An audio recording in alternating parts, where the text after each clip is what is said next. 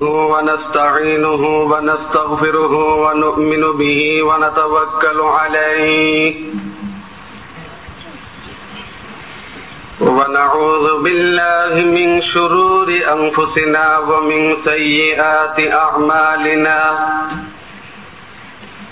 من يهده الله فلا مضل له ومن يضلله فلا هادي له ونشهد أن لا إله إلا الله وحده لا شريك له ونشهد أن سيدنا وسندنا وحبيبنا ومولانا محمدا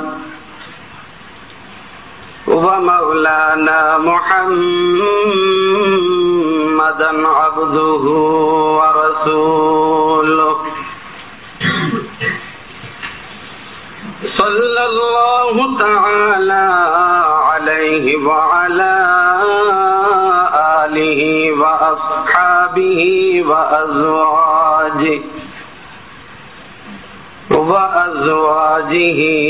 وأهل بيته وسلم تسليما كثيرا أما بعد فأعوذ بالله من الشيطان الرجيم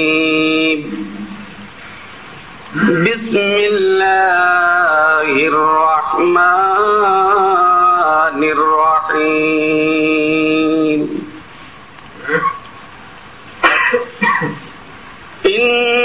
إنا أعطيناك الكوثر فصل لربك وانحر إن شانئك هو الأبتر صدق الله مولانا العظيم وصدق رسوله النبي الكريم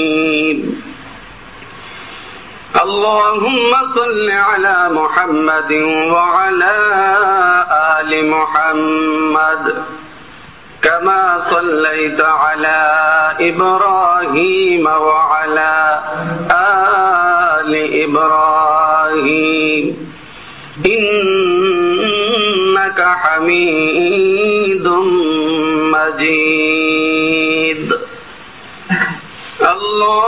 اللهم بارك على محمد وعلى آل محمد كما باركت على إبراهيم وعلى آل إبراهيم إنك حميد مجيد يا رب صل وسلم دائما أبدا على حبيبك ونبيك خير الخلق كلهم भेजा रब मेरे दुरूद सलाम बरगुज़ीदा नबी पर अपने मुदाम बलगल उला बिकमालिही कशफत दुजा बिजमालिही हसनत जमीउ ख़िसालिही सल्लु अलैहि व आलिहि। नहायत काबिल एहतराम जनाब सदर मुहतरम हज़रात उलमाए किराम मुरब्बियान आज़ाम बिरादरान इस्लाम, महान अल्लाह जल्ल शानुहु व अम्मा नवालुहुर दरबारे लक्ष कोटी शुक्रिया आदाय करছি যিনি এজহারে হক এবং আল খাদরা মসজিদ কর্তৃক আয়োজিত আজকের এই পবিত্র সিরাতুন নবী মাহফিলে আমাদেরকে উপস্থিত হওয়ার সুযোগ দিয়েছেন। আমাদের হাজারো ব্যস্ততার মধ্যেও এই মোবারক মাহফিলে আমরা এসে উপস্থিত হতে পেরেছি। আসলে এই জন্য সবাই শুকরিয়া আদায় করি, বলি আলহামদুলিল্লাহ। আমি এই মুহূর্তে আপনাদের খেদমতে পবিত্র কোরআনের 114টি সূরার মধ্যে সর্বকনিষ্ঠ সূরা, সবচেয়ে ছোট্ট সূরা সূরাতুল কাউসার তিলাওয়াত করেছি। আমি আশা করি তিলাওয়াতকৃত এই সূরা কাউসার উপস্থিত আপনাদের সকলেরই মুখস্থ আছে এবং ছোট্ট সূরা হিসাবে আমাদের জীবনে অসংখ্যবার হয়তো এই সূরাটি তিলাওয়াত করার সুযোগ হয়েছে। সূরাটি যদিও আকার আয়তনের দিক থেকে পবিত্র কোরআনের সর্বকনিষ্ঠ সূরা, কিন্তু বিষয়বস্তুর দিক থেকে এই সূরাটি অত্যন্ত তাৎপর্যপূর্ণ একটি সূরা। বিশেষ করে আজকে যে শিরোনামে এই মাহফিলের আয়োজন করা হয়েছে, সিরাতুন নবী মাহফিল, এই সিরাতুন নবীর সাথে এই সূরাটির রয়েছে গভীর সম্পর্ক। সময় যেহেতু খুবই কম, এজন্য বিস্তারিত আলোচনার সুযোগ হবে না। আমি সংক্ষেপে বলতে চাই, এই সূরাটির বিষয়বস্তু হলো শানে রাসূল। এই সূরাটির মধ্যে আমার আপনার নবী, বিশ্ব নবী মুহাম্মদুর রাসূলুল্লাহ সাল্লাল্লাহু আলাইহি ওয়াসাল্লামের শান, মান, মর্যাদার কথা আলোচনা করা হয়েছে। আর শানে রাসূল অত্যন্ত স্পর্শকাতর, অত্যন্ত গুরুত্বপূর্ণ একটা সাবজেক্ট। বিশেষ করে এই শানে রাসূলকে কেন্দ্র করে আজকের পৃথিবীতে তিন দল মানুষ বিরাজমান। যেভাবে হযরত ঈসা আলাইহিস সালামকে কেন্দ্র করে এই পৃথিবীর মানুষ তিন দলে বিভক্ত, ঠিক আমার আপনার নবী, বিশ্ব নবী মুহাম্মদুর রাসূলুল্লাহ সাল্লাল্লাহু আলাইহি ওয়াসাল্লামকে কেন্দ্র করেও এই পৃথিবীর মানুষ তিন দলে বিভক্ত। হযরত ঈসা আলাইহিস সালামকে কেন্দ্র করে পৃথিবীর মানুষ যেই তিন দলে বিভক্ত, আর একদল মানুষ হলো হযরত ঈসা আলাইহিস সালামকে কিছু মানুষ বিশ্বাস করে কিন্তু নবী বিশ্বাস করে না। হযরত ঈসা আলাইহিস সালাম একজন মানুষ, কিন্তু তিনি আল্লাহর পয়গাম্বর এই কথা বিশ্বাস করে না। এরা হলো ইহুদি। ইহুদিরা বলে থাকে হযরত ঈসা আলাইহিস সালাম কোন নবী নন, এবং মানুষ স্বীকার করলেও তারা কোন ভদ্র সভ্য মানুষ হিসাবে হযরত ঈসা আলাইহিস সালামের স্বীকৃতি দেয় না। বরং ইহুদিরা বলে থাকে যেহেতু ঈসা আলাইহিস সালামের বাবার কোনো পরিচয় নাই, সুতরাং যার বাবার পরিচয় থাকে না সে হলো জারজ। নাউযুবিল্লাহি মিন যালিক। তো ইহুদিদের বিশ্বাস ঈসা আলাইহিস সালাম মানুষ, নবী নন। আরেকদল মানুষের বিশ্বাস ঈসা আলাইহিস সালাম নবী, তবে মানুষ নন। নবী তবে মানুষ নন। ওরা হলো খ্রিস্টান। খ্রিস্টানেরা হযরত ঈসা আলাইহিস সালামকে নবী বিশ্বাস করে, কিন্তু মানুষ বিশ্বাস করে না। অবশ্যই আপনারা যারা ব্রিটেন প্রবাসী, এই কথাটা বুঝিয়ে বলার কোনো প্রয়োজন নাই যে ঈসা আলাইহিস সালামকে যারা নবী বিশ্বাস করে মানুষ বিশ্বাস করে না, তারা কারা? তারা হলো খ্রিস্টান। খ্রিস্টানদের বক্তব্য হলো হযরত ঈসা আলাইহিস সালাম আল্লাহর পুত্র। আমি আপনাদেরকে জিজ্ঞেস করতে চাই, আল্লাহর কি কোনো সন্তানাদি হতে পারে? সন্তানাদি হওয়াটা কি আল্লাহর মর্যাদা বাড়ায় না কমায়? কিভাবে কমায়? একটা দৃষ্টান্ত দিয়ে বিষয়টা আমি বোঝাবার চেষ্টা করছি।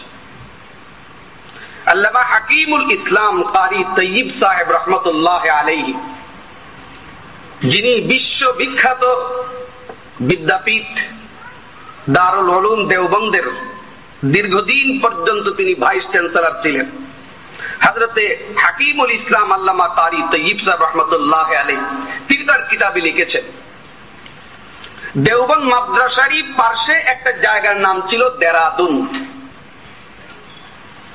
এই এলাকাটা ছিল খ্রিস্টান অধ্যুষিত এলাকা। এখানে খ্রিস্টানদের বসবাস বেশি ছিল। খ্রিস্টানদের বিরাট বড় একটা গির্জা, এবং এই গির্জার মধ্যে প্রতিনিয়ত খ্রিস্টানদের মাহফিল হতো, এবং এই মাহফিল গুলোর মধ্যে খ্রিস্টান পাদ্রীরা নিয়মিত বক্তব্য রাখতেন, এবং তাদের বক্তব্যের মূল বিষয়বস্তু থাকতো ঈসা আলাইহিস সালাম আল্লাহর পুত্র। তো একদিন এক পাদ্রী এভাবে মাহফিলে বক্তব্য রাখতেছে। বক্তব্য রাখার এক পর্যায়ে এসে বলতে শুরু করলো যে ঈসা আলাইহিস সালাম আল্লাহর পুত্র মুসলমানেরা বিশ্বাস করে না, অথচ স্বয়ং মুসলমানদের পবিত্র গ্রন্থ কোরআনের মধ্যেই হযরত ঈসা আলাইহিস সালাম যে আল্লাহর পুত্র তার 40টা দলিল আছে। আছে নাকি আপনাদের জানা মতে কোরআনে এমন কোন দলিল? ঈসা আলাইহিস সালাম যে আল্লাহর পুত্র এই ধরনের কোন দলিল বা আয়াত কি কোরআনে আছে? কিন্তু সেই পাদ্রী দাবি করে বসলো যে স্বয়ং কোরআনের মধ্যেই ঈসা আলাইহিস সালাম যে আল্লাহর পুত্র তার সপক্ষে 40টা দলিল আছে। তখন ওই রাস্তা, ওই মাহফিলের পার্শ্ব দিয়ে যাচ্ছিল দেওবন্দ মাদ্রাসার নিচের ক্লাসের একজন ছাত্র। ছাত্রটা যদিও নিচের ক্লাসের, কিন্তু তার বয়স ছিল মোটামুটি অনেক, মানে বড় হয়ে সে মাদ্রাসায় ভর্তি হয়েছিল, যেই কারণে তার দাড়ি এবং ফিগার, লিবাস মোটামুটি একজন আলেমের মতোই দেখা যেত। বাস্তবে কিন্তু সে দেওবন্দ মাদ্রাসার একজন নিচের ক্লাসের ছাত্র। তো যদিও সে দেওবন্দ মাদ্রাসার নিচের ক্লাসের ছাত্র, কিন্তু যেহেতু সে দেওবন্দ মাদ্রাসার ছাত্র, এই জন্য ঈমানি একটা চেতনা তার শরীরের মধ্যে বিরাজমান ছিল। যখন সে শুনলো যে তার কানে আসলো খ্রিস্টান পাদ্রী বলতেছে মুসলমানদের কোরআনেই 40টা দলিল আছে ঈসা আলাইহিস সালাম আল্লাহর পুত্র, এই কথাটা শোনার সাথে সাথে সেই দেওবন্দ মাদ্রাসার নিচের ক্লাসের ছাত্রটার গায়ে যেন আগুন ধরে গেল। সত্যিকারের ঈমানি চেতনায় যারা উজ্জীবিত, তারা কিন্তু বাতিল কোনো কথা শুনতে পারে না, শুনে বরদাস্ত করতে পারে না। ছাত্রটার গায়ে আগুন ধরে গেল। সে তখন বরদাস্ত করতে না পেরে হাতের কিতাবাদি এক জায়গায় রেখে দৌড় দিয়ে চলে গেল মঞ্চে। গিয়েই একেবারে খ্রিস্টান পাদ্রীর গলা ধরে নিল। গলার ধরে বলতেছে, ওরে আল্লাহর দুশমন, তোরা খ্রিস্টান ঈসা আলাইহিস সালামকে আল্লাহর পুত্র বলে বিশ্বাস করিস, কর। তাই বলে কোরআনের নামে এত বড় অপব্যাখ্যা, কোরআনের ব্যাপারে এত বড় জ্বলন্ত মিথ্যা কথা বলার অধিকারটা তোরে কে দিল? কোথায় আছে কোরআনের? তুই বলতেছিস 40 জায়গায় আছে দলিল, কোথায় আছে আমাকে বলতে হবে, দেখাতে হবে। বাস্তবে সেই খ্রিস্টান পাদ্রী ছিল বড় জাদ্রেল, প্রশিক্ষণ প্রাপ্ত, ট্রেনিং প্রাপ্ত। আমার বন্ধুরা, এটা আজকে নতুন নয়, বরং ইসলামের বিরুদ্ধে ইসলামের দুশমনেরা অত্যন্ত সুগভীর ভাবে এই ধরনের কিছু লোক তারা সারা পৃথিবীতে ছড়িয়ে ছিটিয়ে দিয়েছে, যারা ট্রেনিং নিয়ে ইসলামের বিরুদ্ধে ষড়যন্ত্রে লিপ্ত। সেই খ্রিস্টান পাদ্রীও ছিল এরকম একজন ট্রেনিং প্রাপ্ত জাদ্রেল পাদ্রী। ছাত্ররা যখন কলার ধরল, খ্রিস্টান পাদ্রী শান্তশিষ্ট ভাবে বলতেছে, বাবা রাগ করো না, বসো, শুনো আমি দেখাইয়া দিব কোরআনের কোথায় কোথায় আছে ঈসা আলাইহিস সালাম যে আল্লাহর পুত্র। আমি একে একে 40টা দলিল তোমার সামনে কোরআন থেকে আমি পেশ করব। বলে ঠিক আছে দেখাও। এখন ছাত্র তো হইল নিচের ক্লাসের আলিফ বা তাসার ছাত্র, সে কি আর কোরআনের মর্ম জানে? কোরআনের আয়াতের অর্থ কি আর সে বুঝে? খ্রিস্টান পাদ্রী কোরআন শরীফ থেকে একের পর এক আয়াত তিলাওয়াত করতেছে, আর এই মাদ্রাসার ছাত্রটাকে বুঝাইয়া বলতেছে যে দেখো এখানে আছে ঈসা আলাইহিস সালাম আল্লাহর পুত্র, ওইখানে আছে ঈসা আলাইহিস সালাম আল্লাহর পুত্র। মাদ্রাসার ছাত্রটি কোরআন না বুঝার কারণে তার ঈমানি জজবা আছে, কিন্তু কোরআনের ইলম এখনো সে অর্জন করে নাই। কোরআনের ইলমের অভাবে সে আর পাল্টা কাউন্টার দিতে পারলো না, জবাব দিতে পারলো না যে এই আয়াতের অর্থ এটা নয়, এই আয়াতের মধ্যে ঈসা আলাইহিস সালাম যে আল্লাহর পুত্র এই কথা বলা হয় নাই, এটা অপব্যাখ্যা। এই কথাটা সে আর এইভাবে কাউন্টার দিতে পারে নাই, যেই কারণে 40টা আয়াত তিলাওয়াত করে পাদ্রী দাবি করলো যে এই আয়াতের মধ্যে আছে ঈসা আলাইহিস সালাম আল্লাহর পুত্র, কিন্তু সে জবাবে বলতে পারে নাই যে এই আয়াতের অর্থ এটা নয়। এক পর্যায়ে সে লাজবাব হয়ে গেল। যখন দেওবন্দ মাদ্রাসার ছাত্ররা লাজবাব হয়ে গেল, খ্রিস্টানেরা হাতে তালি দিতে শুরু করলো, জয় খ্রিস্টানদের, জয় যীশু খ্রিস্টের, জয় পাদ্রীর। এইভাবে যখন তারা হাতে তালি দিয়ে স্লোগান দিতে শুরু করলো, তখন ওই মজলিসে উপস্থিত ছিল দেওবন্দেরই একজন সাধারণ কৃষক মুসলমান, বেচারা চাষি মানুষ, কৃষক। সেও কোনোদিন মাদ্রাসার বারান্দায়ও যায় নাই। এই কৃষক সেই মজলিসে উপস্থিত। এই কৃষকের চোখে যখন এই অবমাননাকর দৃশ্য যখন তার চোখে ধরা পড়লো, তার গায়েও আগুন ধরে গেল। সে তখন মনে মনে ভাবতে লাগলো যে মাদ্রাসার এই ছাত্রটা যেহেতু তার কোরআনের ইলম নাই, সে কেন এইভাবে পাদ্রীর কলার ধরতে গেল? আর এইভাবে আজকে সে শুধু নিজে অপমানিত হয় নাই, গোটা মুসলিম বিশ্বকে, সমস্ত মুসলমানদেরকে সে আজকে অপমানিত করে ছাড়লো। মনের মধ্যে খুব জিদ উঠলো ওই ছাত্রটার প্রতি। তুমি বাবা, তোমার যোগ্যতা নাই, কেন তুমি তর্কে জড়াইতে গেলে? আর জড়াইতে গিয়ে তুমি আজকে নিজে অপমানিত তো হলেই, সারা মুসলমানদেরকে তুমি আজকে অপমানিত করলে। এখন করা যায়টা কি? এইভাবে তো আর গোটা পৃথিবীর সমস্ত মুসলমানদেরকে অপমানিত হতে দেওয়া যায় না। তখন সেই কৃষকটা আল্লাহর উপরে ভরসা করে সেও দৌড় মারে গিয়ে মঞ্চে উঠলো। মঞ্চে উঠিয়া মাদ্রাসায় সেই ছাত্রটাকে লক্ষ্য করে বলতেছে, হুজুর, আপনার মতো একজন বড় হুজুরের পক্ষে এই গন্ড মূর্খের সাথে কোন তর্ক মানায়? আপনি ওর মতো গণ্য মূর্খের সাথে তর্ক করতে আসলেন কেন? ওর মতো গণ্য মূর্খের সাথে যদি তর্ক করতে হয়, আমার মতো আরেক মূর্খের সাথে আপনি সরেন, ওর সাথে যা বলতে আমি বলবো। ছাত্রটা সরে গেল, কিন্তু খ্রিস্টান পাদ্রী অবাক হয়ে গেল যে এই কোন হুজুর আইছে। পাদ্রী জিজ্ঞাসা করলো, আপনি কি বলতে চান? কৃষক মুসলমান, সাধারণ একজন কৃষক বলতেছে খ্রিস্টান পাদ্রীকে, তুমি কি বলতে চাও?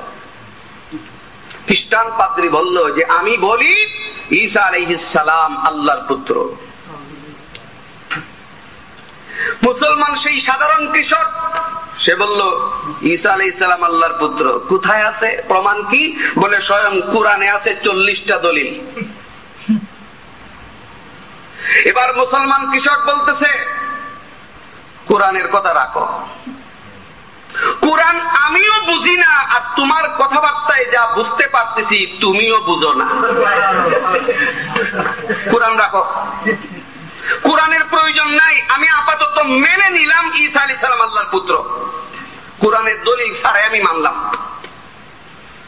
কিন্তু আমার প্রশ্ন হলো, ঈসা আলাইহিস সালাম যে আল্লাহর পুত্র, আলহামদুলিল্লাহ আমাদের মধ্যে হযরত শাইখে কাতিয়া দামাত বারাকাতুহুম উপস্থিত হয়েছে, তাশরীফ এনেছেন। সেই মুসলমান কৃষক খ্রিস্টান পাদ্রীকে প্রশ্ন করলো, ও পাদ্রী, তুমি বলতেছো ঈসা আলাইহিস সালাম আল্লাহর পুত্র, কোরআনে 40টা দলিল আছে, কোরআন আমিও বুঝি না, আর বাস্তবে তোমার অবস্থা দৃষ্টে মনে হচ্ছে তুমিও বুঝো না, সুতরাং আপাতত কোরআন অফ রাখো, আমি মেনে নিলাম ঈসা আলাইহিস সালাম আল্লাহর পুত্র, কিছুক্ষণের জন্য আমি মেনে নিলাম। এখন তোমার কাছে আমার জানার বিষয়,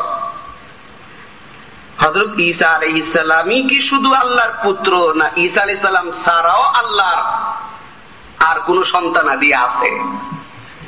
সর্বমোট আল্লাহর সন্তানাদি কয়জন?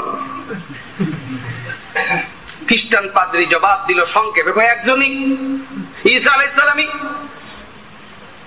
মুসলমান কৃষক জিজ্ঞাসা করলো, আল্লাহ পাক রব্বুল আলামিনের দাম্পত্য জীবনের বয়স কত?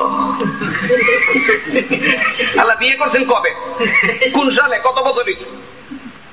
এখন তো খ্রিস্টান পাদ্রী জবাব দিল, তা তো আমার জানা নাই। বলে আচ্ছা ঠিক আছে, সুনির্দিষ্ট ভাবে বলতে না পারলেও অনুমান করে বলো যে কত হইতে পারে।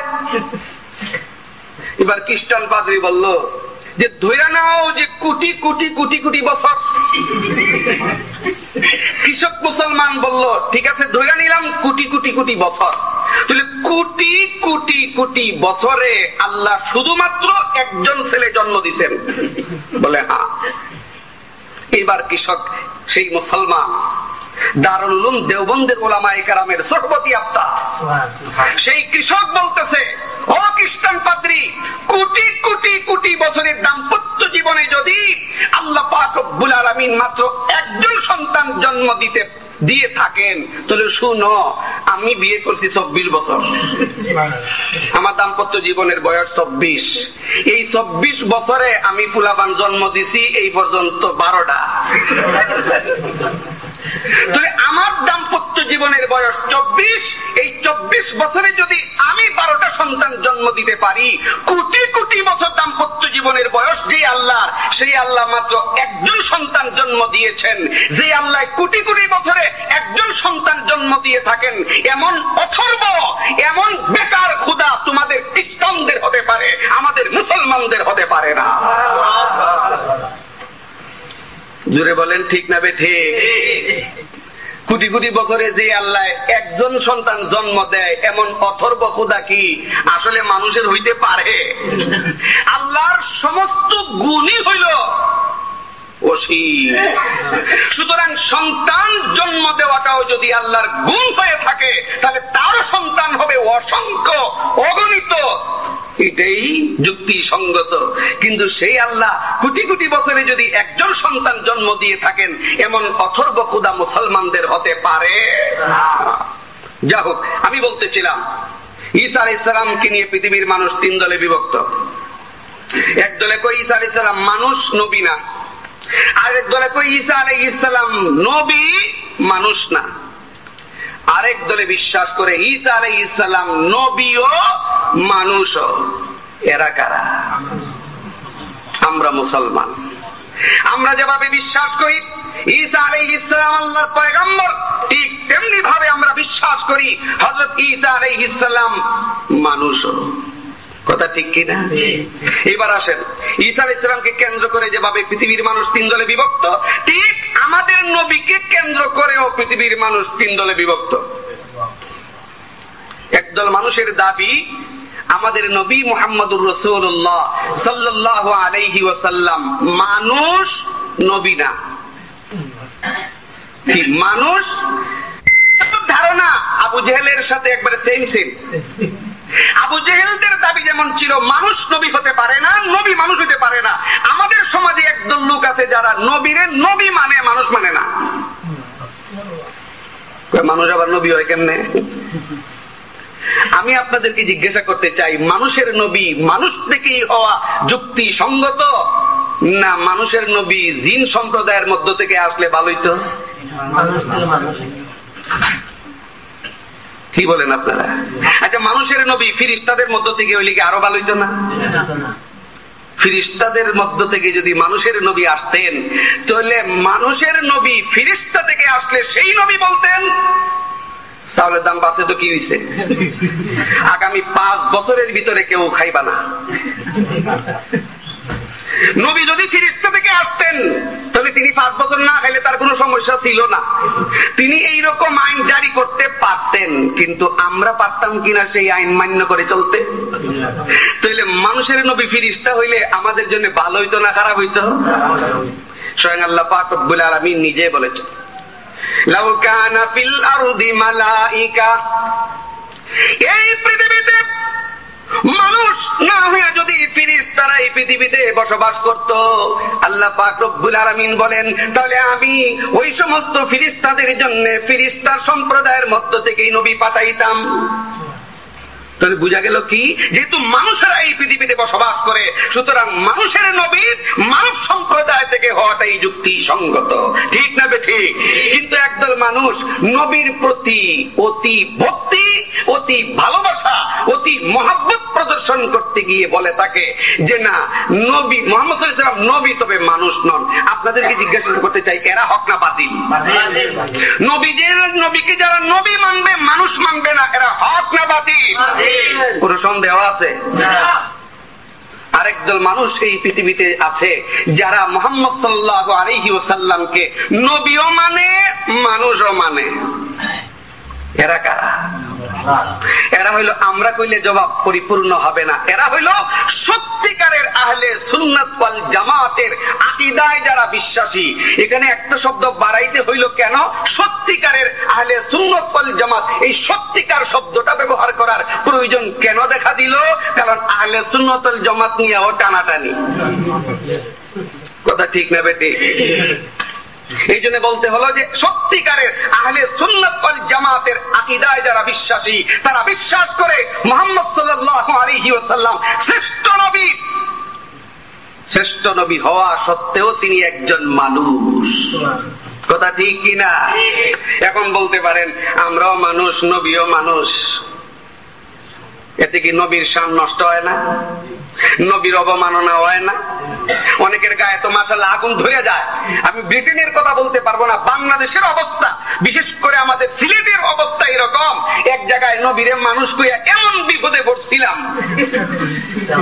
দোষে রাস্তায় গাড়ি আটকেছে, এই বেটা নবীরে মানুষ কইলে গেলি। তাহলে কি বিশ্বাস করে নবী মানুষ নন? আসলে মানুষ কিনা? আমরাও মানুষ, নবীও মানুষ। আপনারা কি মনে করেন আমরাও মানুষ, নবীও মানুষ? আমরা মানুষ, নবী মানুষ, এই দুই মানুষে পার্থক্য আছে না নাই? আমরা হইলাম দোষে গুণে মানুষ। আমাদের যেমন গুণ আছে, দোষও আছে। আর নবী মুহাম্মদুর রাসূলুল্লাহ সাল্লাল্লাহু আলাইহি ওয়াসাল্লাম দোষ থেকে সম্পূর্ণ মুক্ত মানুষ, সর্বগুণে গুণান্বিত মানুষ, ঠিক না বেঠে? আমার প্রাণের ভাইরা, সময়ের সংক্ষেপ, এই জন্য বিস্তারিত আলোচনার সুযোগ নেই। আমাদের নবী মুহাম্মদুর রাসূলুল্লাহ সাল্লাল্লাহু আলাইহি ওয়াসাল্লাম কেমন চরিত্রের মানুষ ছিলেন, কেমন আদর্শের মানুষ ছিলেন, কেমন গুণে গুণী মানুষ ছিলেন, স্বয়ং আল্লাহ পাক রব্বুল আলামিন নবীর নবুয়তের চারিত্রিক সার্টিফিকেট দিয়ে বলেছেন, ইন্নাকা লাআলা খুলুকিন আযীম। হে নবী, আপনি সর্বোৎকৃষ্ট চরিত্রের উপরে প্রতিষ্ঠিত, আপনি পুত পবিত্র চরিত্রের উপর প্রতিষ্ঠিত। চরিত্রটা কেমন ছিল? নবীর চরিত্রটা কেমন ছিল? চরিত্র, ভালো চরিত্র তিন রকম। একটাকে বলা হয় আখলাকে হাসানা, আরেকটাকে বলা হয় আখলাকে কারিমা, আরেকটাকে বলা হয় আখলাকে আযীমা। আখলাকে হাসানা কি? আখলাকে হাসানা হইলো আপনারে একজনে একটা গালি দিছে। কি দিছে? গালি দিছে। জবাবে আপনি তারে একটা গালি দিতে পারেন। যদি দেন তাহলে আপনিও মোটামুটি খারাপ না। সেও গালি দিছে, আপনিও গালি দিছেন, সেও কিল দিছে, আপনিও ঠিক সম পরিমাণের, সম ওজনের, সম সাইজের বরাবর একটা কিল দিছেন। এতে দুনিয়ায় কেউ আপনাকে দোষী বলতে পারবে না, এই অধিকার আপনার আছে বদলা নেবার। যেই মানের গালি খাইছেন ওই মানের গালি দিবেন, যেই ওজনের কিল খাইছেন ওই ওজনের কিল দিবেন, এতে আপনি দোষী নন। এটা হলো আখলাকে হাসানা। আর আখলাকে কারিমা হইল আপনাকে একটা কিল একজনে দিছে, কিন্তু আপনি পরিবর্তে কোনো কিল না দিয়া মাফ করে দিছেন। এটা হলো আখলাকে কারিমা। জুড়ে বলুন, আগেরটা হইলো কিলের পরিবর্তে কিল, আর এখন একটা হইলো কিলের পরিবর্তে কিল নয়, ক্ষমা, মাফ। এটা কি আগেরটা যেটা একটু উত্তম না? আরেকটা চরিত্র হইলো আপনার একজনে কিল দিছে, আপনি তারে কোনো কিলও দেন নাই, মাফ করে দিচ্ছেন, মাফও শুধু মাফ করেন নাই, হাতটা টিপে বলছেন ভাই আমার কিল দিয়ে মনে হয় তোমার হাতে ব্যথা পাইছে, আচ্ছা ঠিক আছে 5 পাউন্ড লইয়া যাও, হাতের মেরামত কইরো, খাইও বালা দেয়। এইভাবে আপনি আরো তারা বকশিশ দিচ্ছেন। এটা হলো আখলাকে আযীমা। আমাদের নবী মুহাম্মদ সাল্লাল্লাহু আলাইহি ওয়াসাল্লাম তিনি ছিলেন আখলাকে আযীমার অধিকারী। ইন্নাকা লাআলা খুলুকিন আযীম। কেমন ছিল নবীর চরিত্র? খাসায়েসুল কুবরা নামক কিতাবের মধ্যে আল্লামা জালালউদ্দিন সুয়ুতী রাহমাতুল্লাহি আলাইহি লিখেছেন। আর এই ঘটনাটা শায়খুল হাদিস আল্লামা জাকারিয়া রাহমাতুল্লাহি আলাইহি, নাম শুনছেন কিনা? জুড়ে বলেন নাম শুনেছেন কিনা? আমার মনে হয় পৃথিবীর এমন মসজিদ খুব কম মসজিদ যেই মসজিদের মধ্যে শায়খুল হাদিস আল্লামা জাকারিয়া রাহমাতুল্লাহি আলাইহির ফাযাইলে আমাল নাই, এমন মসজিদ খুব কম আছে। যদিও অনেকে এই কিতাব সহ্য করে না, গোপনে সুযোগ পাইলে ফালাইয়া দেয়। আমি শুনেছি এই ব্রিটেনে নাকি এমন অনেক মসজিদ আছে ফাযাইলে আমাল 2 দিন পরে পরে পাওয়া যায় না। এরকম মসজিদও নাকি এই ব্রিটেনের মধ্যে আছে, আমাদের বাংলাদেশেও আছে। ফাযাইলে আমাল ঘরে যদি আপনি সাথে লিয়ে যান মসজিদে ঢুকতেই দেয় না, এমন কিছু কিছু আছে। কিন্তু এই রূপ যে ব্রিটেনও এসে ছড়িয়ে গেছে এটা আমার জানা ছিল না। শায়খুল হাদিস আল্লামা জাকারিয়া রাহমাতুল্লাহি আলাইহি ছোটখাটো আলিম না, কিন্তু ছোটখাটো আলিম নয়, বহুত শায়খুল হাদিসের ওস্তাদ। তিনি শামাইলে তিরমিজি নামক কিতাবের ব্যাখ্যা গ্রন্থের মুকদ্দমায় এই ঘটনাটা উল্লেখ করেছেন। শায়খুল ইসলাম আল্লামা হুসাইন আহমদ মাদানী রাহমাতুল্লাহি আলাইহির জানাজাও করেছেন। শেখ কাতিয়া দামাত বরকাতুহুম বললেন, আমার বন্ধুরা, এই শায়খুল হাদিস রাহমাতুল্লাহি তার কিতাবের শামাইলে তিরমিজির ব্যাখ্যা গ্রন্থের মুকদ্দমায় লিখছেন, নবীজি একদিন আসরের নামাজের পর হযরত আলীকে নিয়ে মসজিদ থেকে বাইরেছেন। আল্লাহ নবী শুধু মসজিদের ইমাম ছিলেন না, মসজিদে নামাজ পড়ে শুধু তাসবিহ নিয়ে বসে থাকতেন না, বরং তিনি সমাজেরও নেতা ছিলেন, রাষ্ট্রনায়ক ছিলেন, ইমাম ছিলেন। ঠিক তবে ঠিক নামাজের পরেই তিনি বাজারে বের হয়ে যেতেন, বাজারে প্রবেশ করতেন। কেউ মাল ভেজাল দিল কিনা, ওজনে কম দিল কিনা, মানুষকে ফাঁকি দিল কিনা, এই সমস্ত তিনি তদারকি করতেন। সমাজের বিভিন্ন সমস্যার সমাধান করতেন, আচার বিচার করতেন। বিশ্বনবী মুহাম্মদুর রাসূলুল্লাহ সাল্লাল্লাহু আলাইহি ওয়াসাল্লাম নামাজের পর হযরত আলীকে সাথে নিয়ে বের হয়ে গেছেন। কিছু দূর যাওয়ার পরেই মসজিদে নববী থেকে একটু দূরে যাওয়ার পরেই এক লোক আসছে মদিনা থেকে, একটু দূরে গ্রাম থেকে, গ্রাম্য মুরব্বী এসে বলতেছে, ইয়া রাসূলুল্লাহ, আমি অমুক গ্রামের একজন মুরব্বী। আমার গ্রামের অধিকাংশ মানুষ ছিল এক সময় ইহুদি, তারা ছিল বড় অভাবী, গরিব, অভাব অনটন তাদের সংসারে লেগেই থাকতো। শত চেষ্টা করেও তারা অভাব দূর করতে পারে নাই। আমি তাদেরকে বুঝাইতে লাগলাম, ও ইহুদিরা, তোমরা ইহুদি ধর্ম ছেড়ে দাও, ইসলাম ধর্ম গ্রহণ করে নাও, মুসলমান হয়ে যাও, তোমাদের অভাব আল্লাহ ইসলামের বরকতে দূর করে দিবেন। দীর্ঘদিন যাবত তাদেরকে এই ওয়াজ করার মাধ্যমে বরকতে এক পর্যায়ে তারা মুসলমান হয়ে গেল। আমার ওয়াজের বরকতে ইহুদি ধর্ম ছেড়ে দিয়ে তারা মুসলমান হয়ে গেল। কিন্তু মুসলমান হয়ে যাবার পরে আমি তাদেরকে যে আশ্বাস দিয়েছিলাম তোমাদের অভাব থাকবে না, কিন্তু দেখা গেল মুসলমান হয়ে যাবার পরে তাদের জীবনে অভাব আরো বাড়ল, আগের থেকে অভাব আরো বাড়ছে। এখন তো ইহুদিরা আমার এসে, এই মুসলমানের আমার এসে ধরছে, তোমার কথা শুনে আমরা মুসলমান হইলাম, তুমি আমাদেরকে বলছিলা যে ইসলাম ধর্ম গ্রহণ করলে ইসলামের বরকতে আল্লাহ অভাব দূর করে দিবেন, কিন্তু এখন তোমার কথায় মুসলমান হইয়া আগে খাইতাম 2 বেলা ভাত, এখন তো 1 বেলাও পাই না। তুমি আমাদের অভাব দূর করার ব্যবস্থা করো, আর না হইলে আমরা আবার দলে দলে ইহুদি হইয়া যাবো। খালি একা ইহুদি হইমু না, এইবার ইহুদি হইলে তোমারে লইয়া হইমু। ইয়া রাসূলুল্লাহ, আমি কোন উপায়ান্তর না দেখিয়া, দিশা না পাইয়া আপনার কাছে দৌড়ে এসেছি।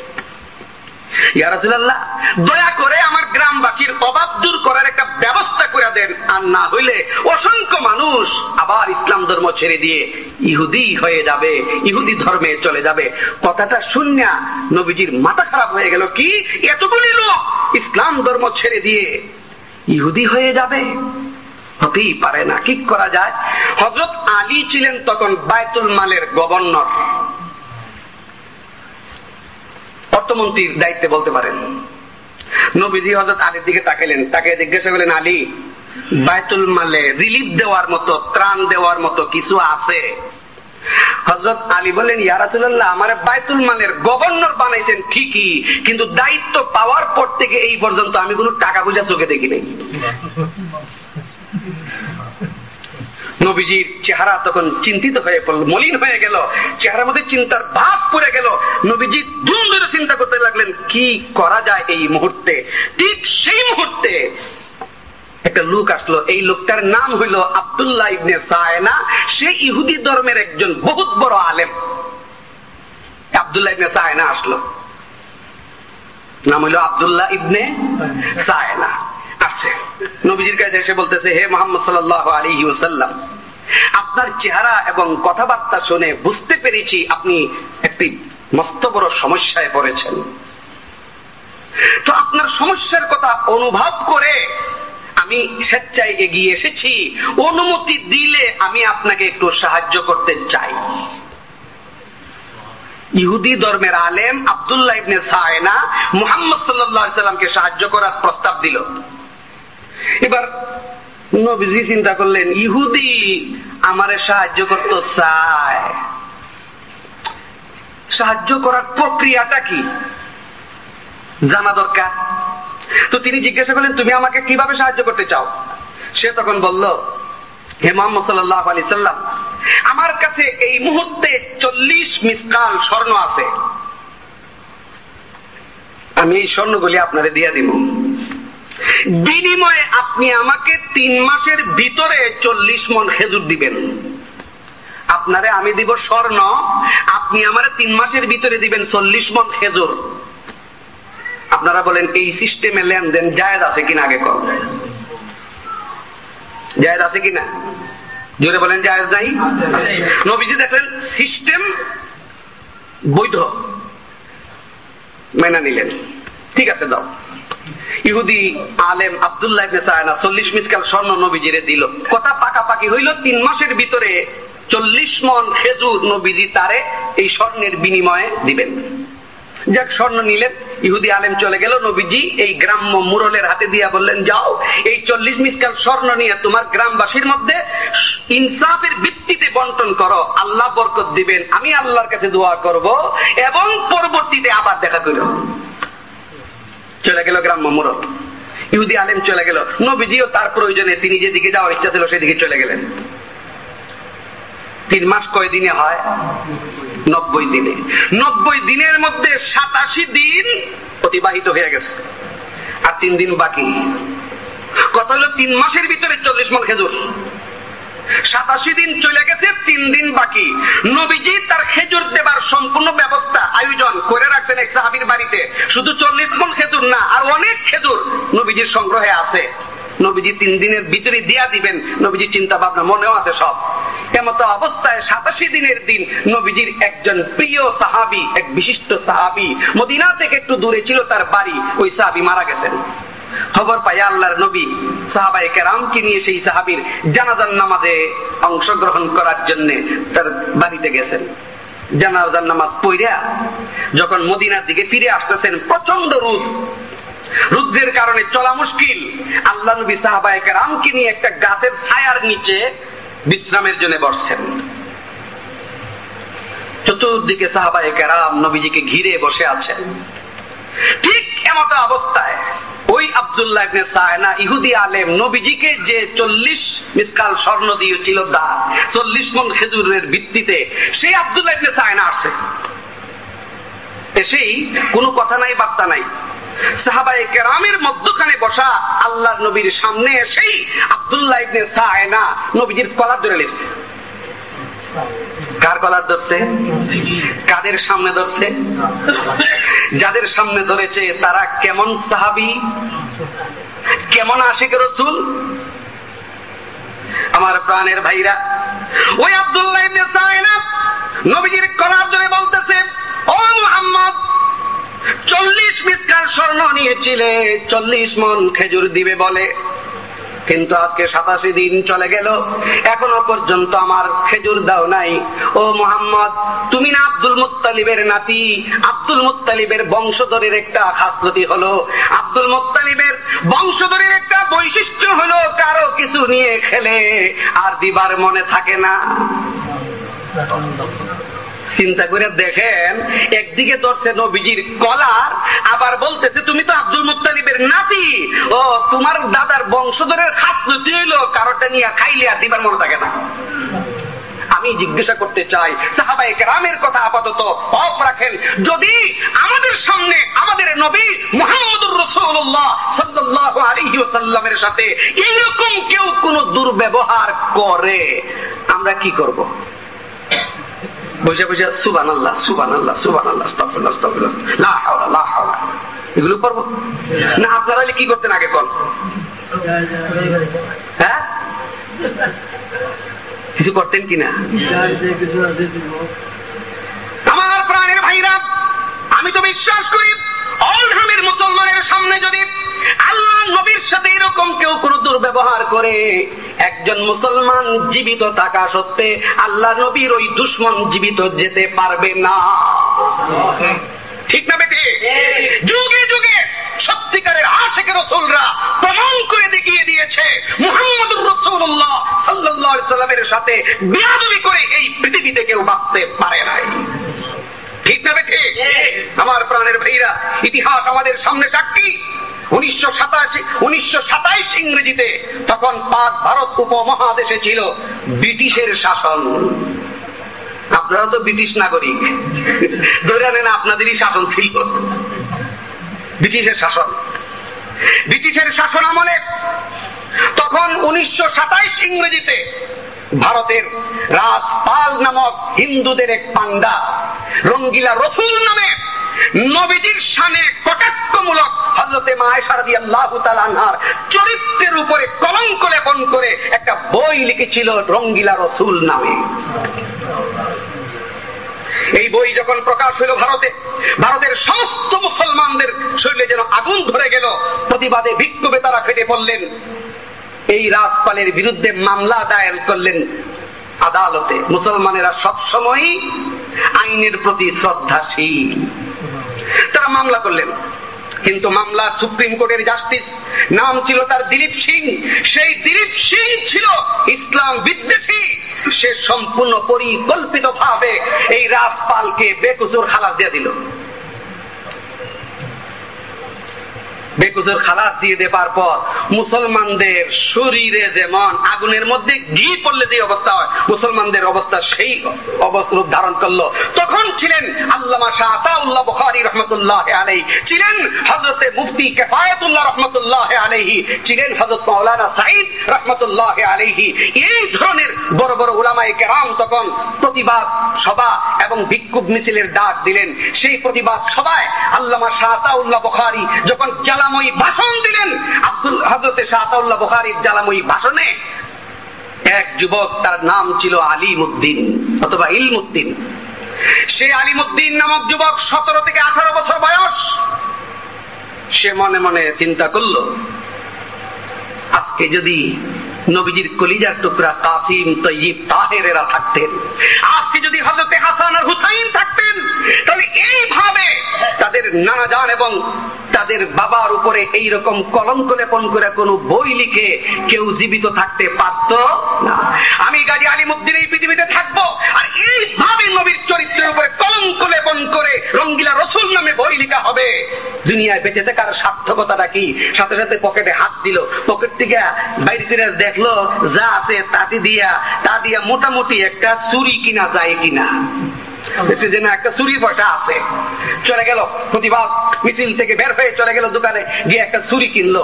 চুরি কিনে এটা ভালো করে ধার দিল, ধার দিয়া ওই রাজপালের ঠিকানা কালেকশন করলো। ঠিকানা মোতাবেক চলে গেল সেই রাজপালের অফিসে। রাজপালের অফিসে দুইটা একজন লোকে পাইলো, ভাই জিজ্ঞাসা করলো এখানে রাজপাল কে? আসলে ওই রাজপাল, তিনি নাকি একটা বই লিখছেন রঙ্গিলা রসুল, আমি তার একবার দেখতে আইছি। বেচারা রাজপাল মনে করছে যে আমার কোন ভক্ত। আমি তো রাজপাল, তুমি রাজপাল, ইলমুদ্দিন সেই রক্তমাখা ছুরিটা বের করে নিয়েছে, কাপুরুষের মতো পালিয়ে নয় বরং বুক ফুলিয়ে সেই রাজপালের অফিস থেকে বের হয়ে পুলিশের হাতে নিজে স্বেচ্ছায় ধরা দিয়ে পুলিশকে সাক্ষী রেখে বলল, ও ব্রিটিশ শাসকের পুলিশেরা শোনো, আমি ইলমুদ্দিন বিশ্বনবী মুহাম্মদুর রাসূলুল্লাহ সাল্লাল্লাহু আলাইহি ওয়াসাল্লামের একজন উম্মত, তার একজন আশিক, আমার নবীর শানে রঙ্গিলা রাসূল বই লিখেছে রাজপাল, দুনিয়ায় বেঁচে থাকার অধিকার নাই, তার কাম শেষ করেছি।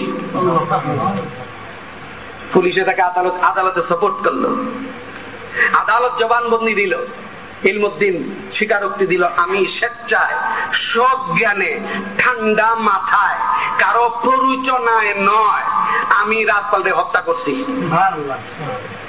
আদালত তাকে মৃত্যুদণ্ডের রায় দিল, ঘোষণা দিল, কিন্তু স্বেচ্ছায় স্বীকারোক্তি দিয়ে দিছে, মৃত্যুদণ্ডের রায় দিল। আমার প্রাণের ভাইরা, মৃত্যুদণ্ডের রায় দেওয়ার পরে মুসলমানেরা হাহাকার করতে লাগলেন। তখন ছিলেন শেরে বাংলা একে ফজলুল হক, আমাদের বাংলাদেশের বরিশালের বাংলাদেশের কৃতি সন্তান, তিনিও ছিলেন একজন জাতীয় আইনজীবী। এইরকম আরো অনেক বড় বড় আইনজীবীরা গাজী আলিমুদ্দিনের সাথে দেখা করতে গেলেন, দেখা করে তাকে পরামর্শ দিলেন, আলিমুদ্দিন তুমি নিম্ন আদালতে যে স্বীকারোক্তি দিছো, কিন্তু আমরা তোমার এই রায়ের বিরুদ্ধে আপিল করবো উচ্চ আদালতে। উচ্চ আদালতে শুধু তুমি একটা কথাই বলবে, আগে যে স্বীকারোক্তি দিছো তা অস্বীকার করে তুমি বলবে আমি রাজপালকে হত্যা করি নাই। উকিলেরা পরামর্শ দিল, আমি রাজপালকে হত্যা করি নাই, তুমি কথাটা বলবা, বাকি দায়িত্ব আমাদের। কিন্তু ইলমুদ্দিন বলতেছে, ও শের বাংলাকে ফজলুল হক, ও আইনজীবীরা ব্যারিস্টাররা শোনো, এই পৃথিবীতে 100 কোটি মুসলমান থাকা সত্ত্বে আমার নবীর ইজ্জতে আঘাত করে আক্রমণ করে রঙ্গিলা রাসূল বই লিখবে আর তার প্রতিশোধ নেওয়া হবে না, আমি তাকে হত্যা করেছি কাপুরুষের মতো, এখন আমি বুঝি আবার তা অস্বীকার করব? তা হতেই পারে না, আমি যা বলেছি আমি মৃত্যুর আগ মুহূর্ত পর্যন্ত তা বলেই যাব, আমি হত্যা করেছি। তখন সে একটা শের বলছিল, শের बेताब हो रहा हो फिराके रसूल में, बेताब हो रहा हो फिराके रसूल में, एकदम की जिंदगी भी मोहब्बत में है हराम। আমার প্রাণের ভাইরা, শেষ পর্যন্ত সে আইনজীবীদের কি ধরনের কোন অনুমতি দিল না, কোন স্বাক্ষর দিল না, ওকালতনামায় কোন স্বাক্ষর করলো না। আইনজীবীরা শেষ পর্যন্ত নিরুপায় হয়ে তার পক্ষে কিছু করতে পারলেন না। উচ্চ আদালতে রায় বহাল থাকলো, তার ফাঁসির দিন তারিখ ঘনিয়ে আসলো। তখন তাকে আদালত থেকে জিজ্ঞাসা করা হলো, হে ইলমুদ্দিন, তোমার ফাঁসির দিন ঘনিয়ে এসেছে, তোমার জীবনের শেষ আকাঙ্ক্ষা বলতে কিছু আছে কিনা, তোমার মনে কিছু চাই কিনা? ইলমুদ্দিন তখন আদালতের কাছে বলল, ও আদালত, জীবনে কোনো আমার শেষ আকাঙ্ক্ষা বলতে কিছু নাই, তবে একটা আকাঙ্ক্ষা হলো আমি আমার মায়ের একমাত্র সন্তান, আমি আমার মায়ের একমাত্র সন্তান ছাড়া মায়ের আর কেউ এই পৃথিবীতে এখন নাই। সেই মায়ের কাছ থেকে চিরবিদায় নিয়ে আসার জন্য একটা রাত্রির জন্য আমাকে সুযোগ দাও, আমি যেন মায়ের কাছ থেকে বিদায় নিয়ে আসতে পারি। আদালত মঞ্জুর করলো, চলে গেল ইলমুদ্দিন তার মায়ের কাছে।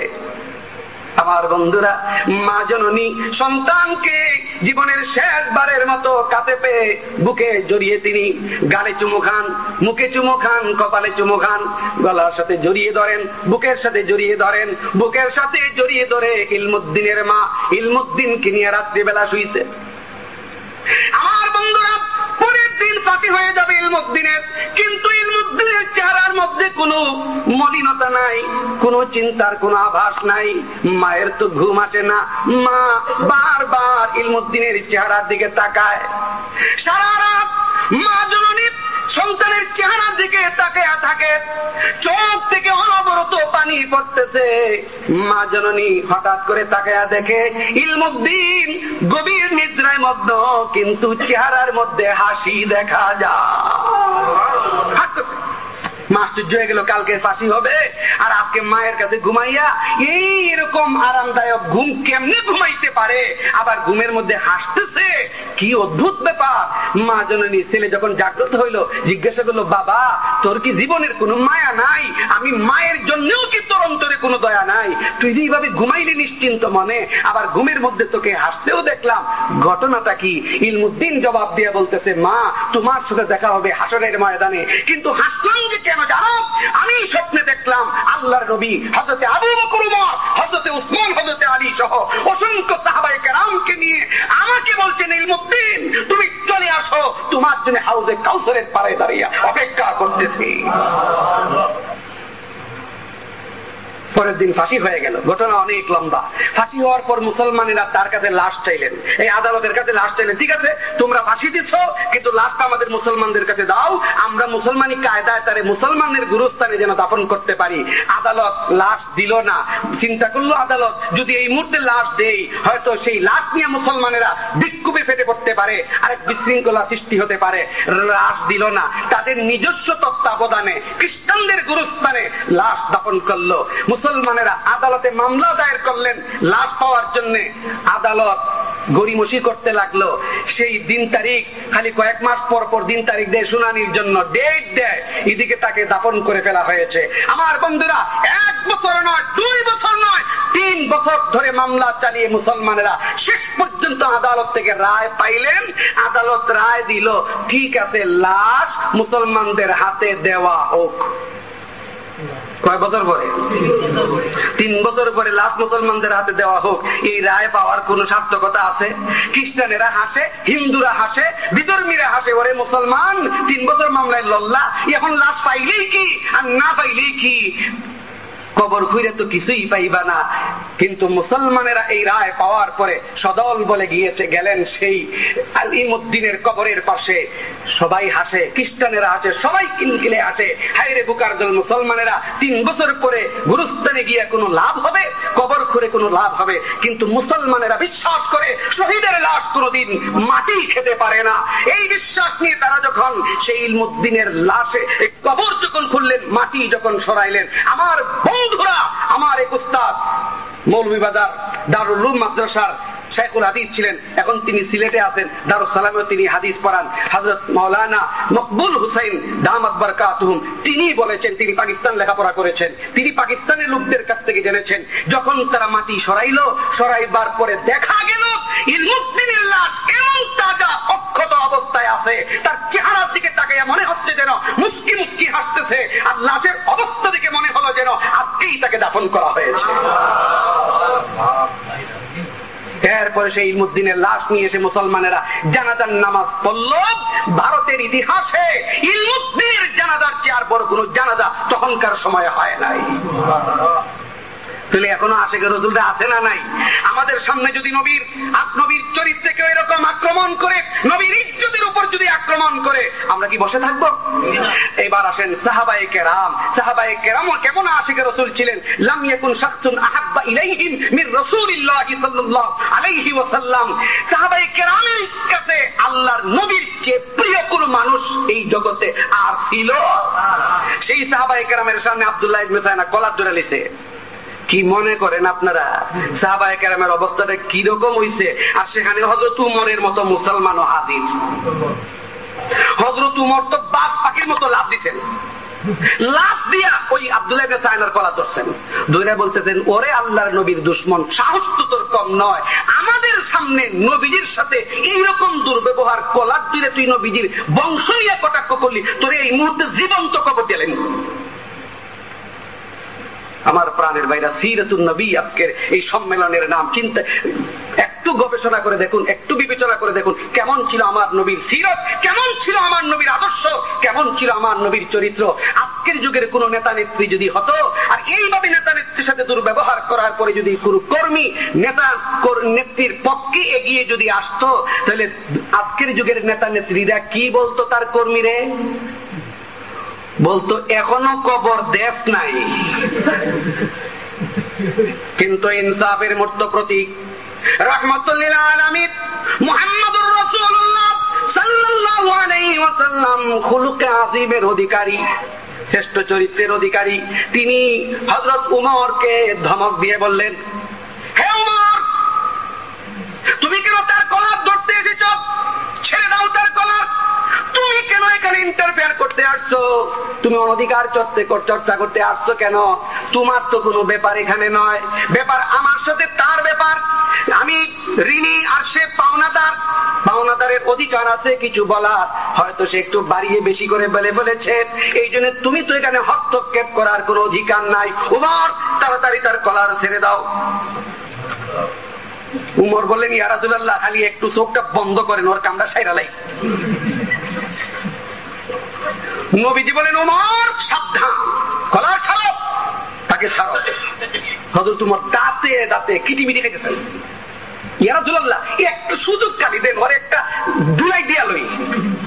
নবীজি কড়া ধমক দেওয়ার পরে হযরত উমর আর পারলেন না, ছাইরা দিয়েছেন, কিন্তু ছাড়লেও খালি ফুসতেছেন রাগে। আল্লাহ নবী তখন বললেন আব্দুল্লাহ ইবনে সায়নাকে লক্ষ্য করে, আব্দুল্লাহ, তোমার সাথে কথা ছিল 3 মাস, 87 দিন গেছে, 3 দিন এখনো বাকি। 3 দিনের ভিতরে তোমার খেজুর তুমি পাইতা, কিন্তু তুমি 3 দিন আগেই আমার সাথে এই ব্যবহারটা করতে এসেছো। যাজ্ঞা যা করবার করছো, কোনো অসুবিধা নাই, তোমার খেজুর এই মুহূর্তে আমি দেওয়ার ব্যবস্থা করছি। আল্লাহ নবী বা উমরকে ডাকলেন, উমর। চিন্তা করে দেখেন, উমরই ডাকছেন, উমর এই লোকটারে নিয়ে আমার অমুক সাহাবীর বাড়িতে যাও, সেখানে অনেক খেজুর জমা আছে, ওই খেজুর থেকে এই লোকটা 40 মণ খেজুর ভালো করে মাপা দিবা, আর 40 মণ দেওয়ার পরে অতিরিক্ত আরো 5 মণ খেজুর বেশি দিবা। তুমি যে আমার পক্ষ হইয়া তার সাথে দুর্ব্যবহারটা করছো, এই দুর্ব্যবহারের জরিমানা হিসাবে আমার পক্ষ থেকে আরো 5 মণ খেজুর তারে বেশি দিবা। আখলাকে আযিমা কাকে বলে?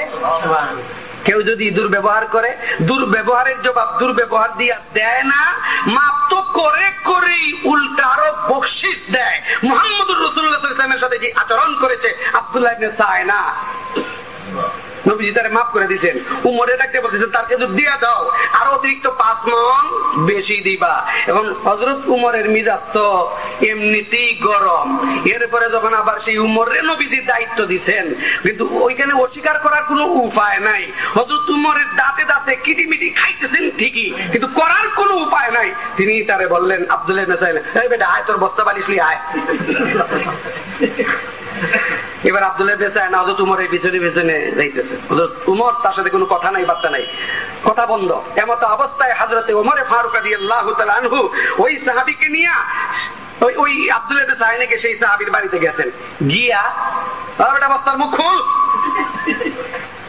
খুলছে, একদমে 40 মণ খেজুর মাইপা দিয়েছেন। দেওয়ার পরে আব্দুল্লাহ ইবনে সায়না বস্তার মুখটা বন্ধ করছে, বন্ধ করে নিয়েছে।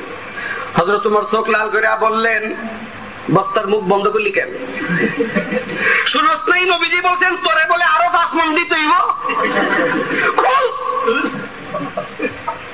আব্দুল্লাহ ইবনে সায়না এবার বলতেছে, উমর, তুমি কি আমার পরিচয় জানো? আমি কে, তুমি কি চিনো? হযরত উমর জবাব দিলেন, তোর মতো অমানুষের সাথে পরিচয় না থাকাই ভালো। আব্দুল্লাহ ইবনে সায়না বলতেছে, উমর, যত যাই কিছু বলো, শোনো, আমি হইলাম আব্দুল্লাহ ইবনে সায়না, ইহুদি ধর্মের আলেম। নাম শুনো নাই? আব্দুল্লাহ ইবনে সায়নার নাম কিন্তু হযরত উমরে শুনছেন, কিন্তু নামে মানুষে মিলাইয়া দেখেন নাই। হযরত উমর আশ্চর্য গেলেন, কি ইহুদি ধর্মের বহুত বড় আলেম আব্দুল্লাহ ইবনে সায়না, তুই সেই ব্যক্তি? বলে, হ্যাঁ। হযরত উমর বললেন, এতদিন পর্যন্ত জানতাম শিক্ষিত হইলে মানুষ ভদ্র হয়, আজকে তোর আচরণ দেখিয়া বুঝ হইল অনেক শিক্ষিত ও মানুষও হয়। ঠিক না বে ঠিক? অনেক শিক্ষিত গণ্ড মূর্খ আছে না নাই? আমার প্রাণের ভাইরা, দৃষ্টান্ত দিতে গিয়ে লম্বা হয়ে যাবে। আমাদের বাংলাদেশে এইরকম শিক্ষিত নামের অনেক কলঙ্ক, বুদ্ধিজীবী নামের অনেক বিবৃতিজীবী আছে না নাই? যাদের বড় বড় ডিগ্রি আছে, ডক্টরেট ডিগ্রি আছে, ব্যারিস্টারি ডিগ্রি আছে, সাহিত্যিক কবি হিসাবে পরিচিতি আছে, কিন্তু তাদের আচার আচরণ, তাদের কর্মকাণ্ড দেখলে মনে হয় যেন তারা পশুর চেয়ে নিকৃষ্ট। ঠিক না বেটে? তোমার বললেন, তুই আব্দুল্লাহ ইবনে সায়না? এবার আব্দুল্লাহ ইবনে সায়না চোখের পানি ছেড়ে দিছে, চোখের পানি ছেড়ে দিয়ে বলতেছে, ও উমর, বলো, বলার অধিকার আছে, আরো বলো। এখনো পর্যন্ত যে আমি জীবিত আছি এটাই তো আশ্চর্যের বিষয়। উমর রে, জেনে রাখো, তোমাদের নবীর সাথে আজকে যে আচরণটা আমি করেছি, এই রকম আচরণ করার জন্য আমি বহুদিন ধরে সুযোগের সন্ধানে আছি, কয়েক বছর ধরে আমি সুযোগ তালাশ করতেছি এইরকম একটি দুর্ব্যবহার তোমাদের নবীর সাথে করব। হযরত ওমর বলেন, কি কি কি তুই সুযোগের সন্ধানে এতদিন পর্যন্ত আমার নবীর সাথে এইভাবে ইচ্ছা করে তুই দুর্ব্যবহার করার চেষ্টায় আছিলি? হ্যাঁ বলে, রাখো, শোনো আমার কথা। কি? আমি তাওরাত কিতাবের আলেম। তাওরাত কিতাবের মধ্যে রয়েছে আখিরি জামানার নবী মুহাম্মদুর রাসূলুল্লাহ সাল্লাল্লাহু আলাইহি ওয়াসাল্লামের বিস্তারিত পরিচয় আছে না নাই? আখিরি জামানার নবীর চোখ কেমন হইব, কান কেমন হইব, নাক কেমন হবে, তার বাবার নাম কি, দাদার নাম কি, মায়ের নাম কি, তার ছেলের নাম কি, সব বিবরণ তাওরাত কিতাবের মধ্যে আছে। আজকে সময় নাই, ইনশাআল্লাহ অন্যদিন বলবো। শুধু তাওরাত নয়, শুধু ইনজিল নয়, শুধু বাইবেল নয়, শুধু জিন্দাবিস্তা নয়, বরং পৃথিবীতে যত ধর্ম আছে সমস্ত ধর্মের ধর্মীয় গ্রন্থের মধ্যে আখির জামানার নবী মুহাম্মদুর রাসূলুল্লাহ সাল্লাল্লাহু আলাইহি সাল্লামের পরিচয় আছে না নাই? দেখুন, হিন্দু ধর্ম বেদ নামক কিতাব আছে, আছে না? পুস্তক আছে না? এই বেদের মধ্যে আপনারা যদি টর্চ লাইট দিয়ে তালাশ করেন তাহলে রামকৃষ্ণ, শ্রীকৃষ্ণের কথা পাইবেন না কোথাও। এমনকি হিন্দু ধর্ম, যে ধর্মের নাম হিন্দু, এই হিন্দু শব্দটা আপনারা কোথাও বেদের মধ্যে পাইবেন না। পাইবেন কি? বেদের একটা অংশের নাম উত্তরায়ণ বেদ, এই উত্তরায়ণ বেদের মধ্যে আছে। আখিরি জামানার নবীর পরিচয় দিছে হিন্দু ধর্মের বেদ নামক পুস্তকে। কিভাবে দিছে? মদবর্তিতা দেবাদকারান্তে প্রকৃতিতা ভীষণাং বক্কয়ং সদা মেধা শাস্ত্রে জিমৃতা। বুঝছেন কিছু? তাফসীর করলে ভালো বুঝবেন কি বলা হয়েছে সেখানে। উত্তরায়ণ বেদে একবারে সংস্কৃত ভাষায় শ্লোক, মদৌবর্তিতা দেবাদকারান্তে প্রকৃতিতা। এর অর্থ হইল যে মহাপুরুষের নামের প্রথম অক্ষর ম, শেষের অক্ষর দ। বুঝছেন কিন্তু? প্রথম অক্ষর ম, শেষের অক্ষর দ। ভীষণাং ভক্তয়ং সদা মেধা শাস্ত্রে চিমৃতা। অর্থ হইল যেই মহাপুরুষের প্রথম অক্ষর ম, শেষের অক্ষর দ, যার শরীয়তে, যার শাস্ত্রে গরুর গোশত খাওয়া বৈধ। গরুর গোশত খাওয়া বৈধ কার শাস্ত্রে?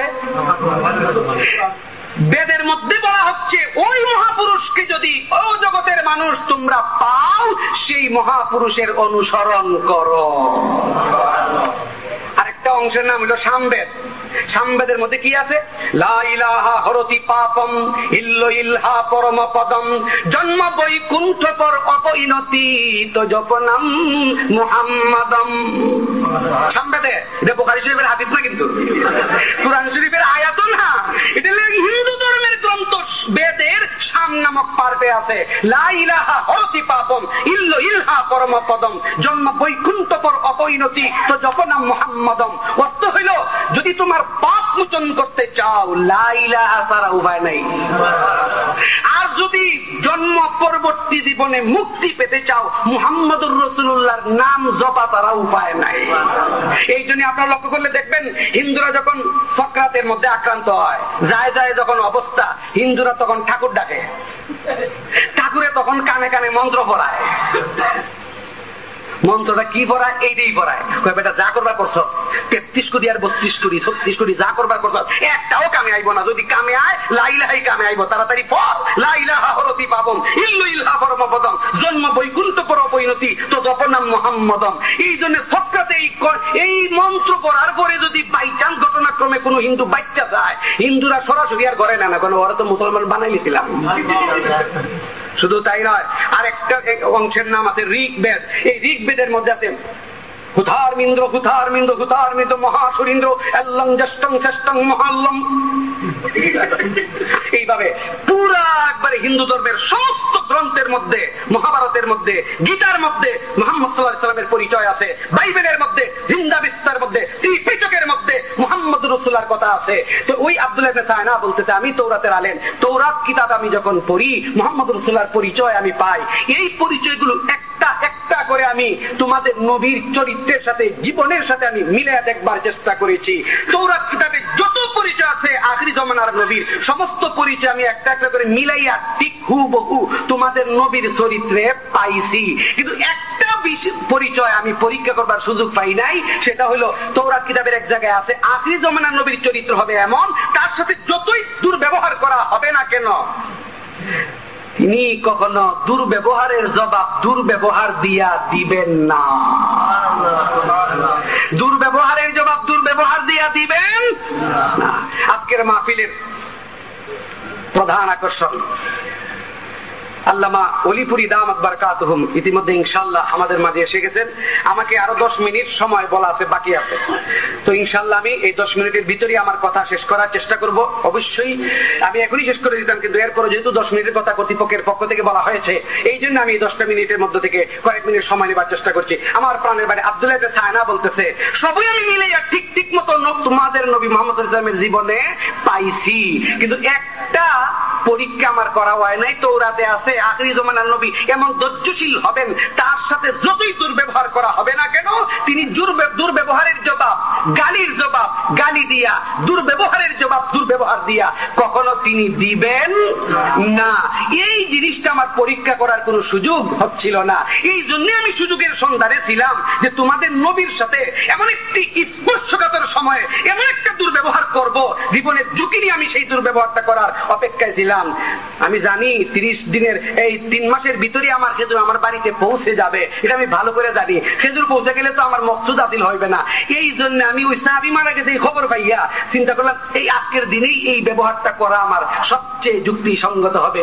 এই জন্য জীবনে রিস্ক নিয়ে তোমাদের নবীর সাথে এই ব্যবহারটা আমি করেছি। হে উমর, আমার আর বুঝবার বাকি নাই, তোমাদের নবী যে সত্যি আল্লাহর পক্ষ থেকে প্রেরিত পয়গম্বর, তিনি যে আখিরি জামানার নবী, তিনি যে শেষ নবী, আমার আর কোনো সন্দেহ নাই। উমর, 5 মণ অতিরিক্ত দূরের কথা, আমার পাওনা যে 40 মণ তুমি আমাকে মেপে দিয়েছো, এই 40 মণের কোনো প্রয়োজন নাই। উমর, এই 40 মণ সহ সব কিছুই আমি তোমার নবীর পদতলে উৎসর্গ করে দিতে চাই। শুধু আমি খেজুর নয়, আমার জীবনকেও তোমাদের নবীর পদতলে উৎসর্গ করে দিতে চাই। উমর আমাকে নিয়েছিল মুহাম্মদুর রাসূলুল্লাহর পদতলে, আমি সেখানে কালেমা পড়তে চাই। শেষ পর্যন্ত তিনি কালেমা পড়ে মুসলমান হয়ে গেছেন। তাহলে আমরাও মানুষ, নবীও মানুষ, ব্যবধান আছে না নাই? আপনাদের এই যে রাস্তা, এই রাস্তাও তো ছোট ছোট পাথর দিয়া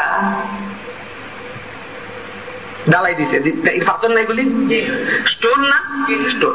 আর ওই দিন গ্রিন স্টেট লন্ডনে কালকে দেখে আইছি একটা দোকানের মধ্যে পাথর গ্লাস দিয়ে সুন্দর করে সাজিয়ে রাখছে। ছোট্ট একটা পাথর, ওজন করলে 10 গ্রাম হবে, দাম লেখা আছে 2000 পাউন্ড। এটাও স্টোন, এটাও স্টোন, আর রাস্তাগুলিও স্টোন।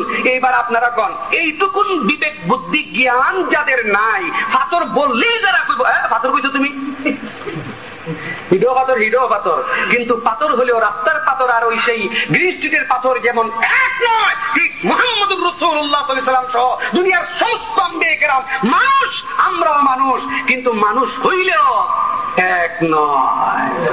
পার্থক্য, ব্যবধান আছে। কিরকম পার্থক্য? আমরা দোষে গুণে মানুষ, আর আম্বিয়া কেরাম তারা সকল প্রকার দোষ ত্রুটি থেকে মুক্ত মানুষ, ঠিক না বেঠে? কিন্তু একদল মানুষ আমাদের সমাজে আছে যারা নবীরে মানুষ মানে কিন্তু নবী মানে না, যারা মুহাম্মদ সাল্লাল্লাহু আলাইহি সাল্লামকে নবী মানুষ মানে নবী মানে না। আরেকদল লোক আছে যারা মানুষ নবী মানে মানুষ মানে না। এরা দুই দল বাতিল। এরা কি দুই দল বাতিল? আপনারা বলুন, এই দুই দলের সাথে আপনারা আছেন?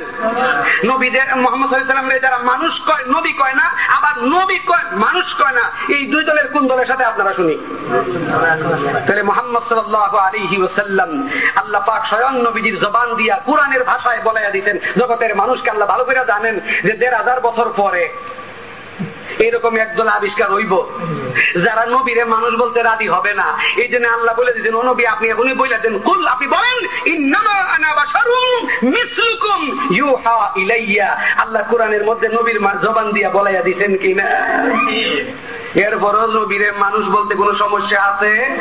যাই হোক, আমি বলতেছিলাম সূরা কাউসারের বিষয়বস্তু শানে রাসূল। শানে রাসূলটা অত্যন্ত স্পর্শকাতর একটা বিষয়, যেই বিষয়টির সাথে আমাদের ঈমানের সম্পর্ক জড়িত আছে।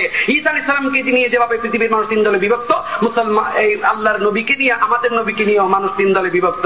কিন্তু এই 3 দলের মধ্যে একমাত্র সঠিক, একমাত্র খাঁটি হলো তারা, একমাত্র হক পন্থী হলো তারা যারা নবীকে নবীও মানে মানুষও মানে। কিন্তু নবীরে যদি মানুষ মানে নবী মানে না, এরা যেমন ঠিক নয়, ঠিক তেমনি ভাবে নবীকে যারা নবী মানে মানুষ মানে না, তারাও কোনো অংশে আবু জেহেলের চেয়ে কম নয়। কথা ঠিক না বেঠিক? আল্লাহ পাক রব্বুল আলামিন আমাদের সবাইকে, আমাদের সকলকে আহলে সুন্নাত ওয়াল জামাতের সঠিক আকীদায় বিশ্বাস পোষণ করার তৌফিক দান করুক। সবাই বলি আমিন। সূরাতুল কাউসারের বিষয়বস্তু সম্পর্কে আপনাদেরকে ধারণা দিলাম। ইনশাআল্লাহ আবার সময় সুযোগ হলে ভিতরে ঢোকার চেষ্টা করব। আল্লাহ আমাদের সবাইকে আমল করার তৌফিক দান করুক। ওয়া আখিরু দাওয়ানা আনিল হামদুলিল্লাহি রাব্বিল আলামিন।